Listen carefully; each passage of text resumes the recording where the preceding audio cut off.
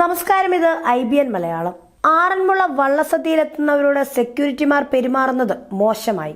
Doctor Mahendrakumar PS എഴുതിയ post ചർച്ചയാകുന്നു. Post ഇങ്ങനെയാണ്: ഇക്കഴിഞ്ഞ 5-ാം തീയതി ആറന്മുള വള്ളസദ്യക്ക് പോയ ഒരു ചേച്ചിയുടെ അനുഭവം. സദ്യക്ക് കൂപ്പണില്ലാതെ എത്തുന്നവരോട് സെക്യൂരിറ്റി മുതൽക്ക് കാര്യക്കാരൻ വരെയുള്ളവരുടെ സ്വതവേയുള്ള പുച്ഛം സഹിച്ച് ക്യൂവിൽ നിൽക്കുകയായിരുന്നു. മിക്കവാറും പേർ മദ്യപിച്ചിരുന്നതായി മനസ്സിലാക്കാൻ സാധിച്ചു.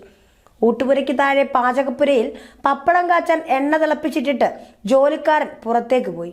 തൊട്ടടുത്ത് ഗ്യാസ് സിലിണ്ടറുകളും പെട്ടെന്ന് കത്തിപ്പിടിക്കുന്ന തരം സാധനങ്ങളുമായിരുന്നു. തിളച്ചു മറിഞ്ഞ എണ്ണ പെട്ടെന്ന് കത്തിപ്പടർന്നു. ഇത് കണ്ട ഇവർക്ക് നിന്ന ഭാഗത്തു നിന്നും അകത്തേക്ക് കയറാൻ പറ്റില്ലായിരുന്നു. അഴികൾക്കിടയിലൂടെ അകത്തേക്ക് കൈയിട്ട് വാതിലിന്റെ കുറ്റിമാറ്റി ഇവരടക്കം കുറച്ച് സ്ത്രീകൾ അകത്ത് കയറി തീയണച്ചു. അവിടേക്കെത്തിയ സെക്യൂരിറ്റിക്കാരും മറ്റ് ജീവനക്കാരും ഇവരെ വഴക്കു പറയാൻ തുടങ്ങി. അനുവാദമില്ലാതെ എന്തിനകത്തു കയറി എന്നതാണ് ചോദ്യം. നിരുത്തരവാദപരമായ രീതിയിൽ പ്രവർത്തിച്ച് ഒരു വൻ ആപത്തുണ്ടാകാനുള്ള സാഹചര്യമൊരുക്കിയ മിടുക്കന്മാരുടേതാണ് ഈ ചോദ്യമെന്നത് ഓർക്കണം. ഈശ്വരാധീനത്താൽ വലിയൊരു ആപത്തൊഴിവായി എന്ന് സമാധാനിക്കാം. ഒരു കാര്യം പറഞ്ഞുകൊള്ളട്ടെ, ഉപദേശിക്കുകയാണെന്ന് തെറ്റിദ്ധരിക്കരുത്. അല്ല, ഉപദേശിച്ചാലും നന്നാവില്ലെന്നറിയാം. എങ്കിലും ഭഗവാന്റെ പ്രസാദം കഴിക്കാനാണ് ഭക്തജനങ്ങൾ എത്തുന്നത്. അച്ഛൻ മക്കൾക്ക് അന്നം വിളമ്പുന്നതാണ് ഇതിലെ സങ്കല്പം. നേരിട്ട് വിളമ്പാൻ പറ്റാത്തത് കൊണ്ട് ബാല്യക്കാരെ വെച്ച് വിളമ്പുന്നു. ആ ഒരു ബോധം നിനക്കൊക്കെ വേണം. അല്ലാതെ ഒരു നേരത്തെ ആഹാരത്തിന് വഴിയില്ലാതെ പിച്ചതണ്ടി തിന്നാൻ വരുന്നവരല്ല ഭക്തർ. നിങ്ങളെപ്പോലെയുള്ള അഹങ്കാരികളായ കുറെ ക്ഷേത്രഭരണക്കാർ ചേർന്ന് പലയിടത്തും ഭഗവാന്റെ പേരിന് കളങ്കം ചാർത്തുകയാണ്. ഒരു ക്ഷേത്രത്തിന്റെ യഥാർത്ഥ സമ്പത്ത് അവിടുത്തെ ഭക്തജനങ്ങളാണ്.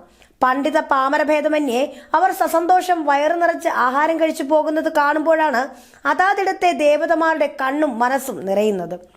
പലയിടത്തെയും ഭരണസമിതിക്കാരുടെ മട്ടും ഭാവവും കണ്ടാൽ അവന്റെയൊക്കെ കുടുംബത്തിൽ നിന്നും എടുത്തുകൊണ്ടുവന്ന് വിളമ്പുന്നതാണെന്നും ഇക്കണ്ട ക്യൂവിൽ നിൽക്കുന്നവരൊക്കെ ദരിദ്രവാസികളാണെന്നും തോന്നും. കൃത്യം 13-ാം വയസ്സിൽ മേൽപ്പറഞ്ഞ സംഗതി ബോധ്യപ്പെട്ട നാൾ മുതൽക്ക് ക്ഷേത്രത്തിൽ നിന്നും അന്നം കഴിക്കുന്നത് അവസാനിപ്പിക്കുകയായിരുന്നു.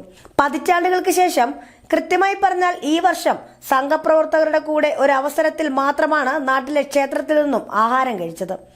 RSS ക്യാമ്പുകളിൽ ചെന്നാൽ അടുക്കളയിൽ നിന്നും നേരിട്ട് പാത്രത്തിലേക്ക് കമഴ്ത്തി വിഴുങ്ങാൻ ഒരു നാണവും തോന്നാറില്ല.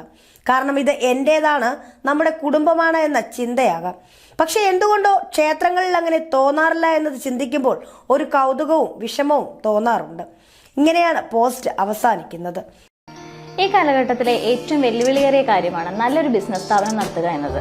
എന്നാൽ കാലഘട്ടത്തിന് അനുയോജ്യമായതും ആവശ്യക്കാർ അനുദിനം ഏറിവരുന്നതുമായ ഒരു ബിസിനസ് അങ്ങനെയൊന്നുണ്ടോ? എന്നാലുണ്ട്. Skill development council of Canada അംഗീകാരമുള്ള മോണ്ടിസോറി കോഴ്സുകൾ നടത്തുക വഴി നിങ്ങൾക്കും നേടാം മാന്യമായ ഒരു വരുമാനം നെക്സ ഗ്ലോബൽ വഴി. അതോടൊപ്പം doctor Rabindranath Tagore university, doctor DY Patel university, Asian international university തുടങ്ങിയ 10ഓളം യൂണിവേഴ്സിറ്റികളുടെ അംഗീകൃത കോഴ്സ് സെന്ററുകളും ഇതോടൊപ്പം ലഭിക്കും. കൂടുതൽ വിവരങ്ങൾക്ക് ബന്ധപ്പെടുക Nexa global. News desk IBN Malayalam.